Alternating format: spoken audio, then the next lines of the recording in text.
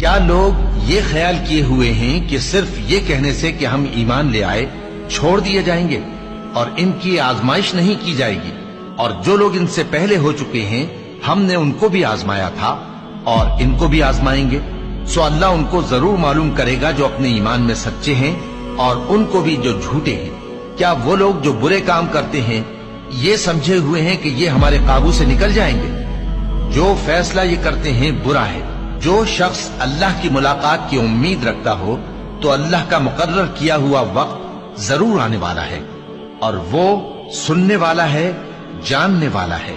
اور ہم کسی قدر خوف اور بھوک اور مال اور جانوں اور میووں کے نقصان سے تمہاری آزمائش کریں گے، اور صبر کرنے والوں کو بشارت سنا دو کہ ان لوگوں پر جب کوئی مصیبت واقع ہوتی ہے تو کہتے ہیں کہ ہم اللہ ہی کا مال ہیں اور اسی کی طرف لوٹ کر جانے والے ہیں۔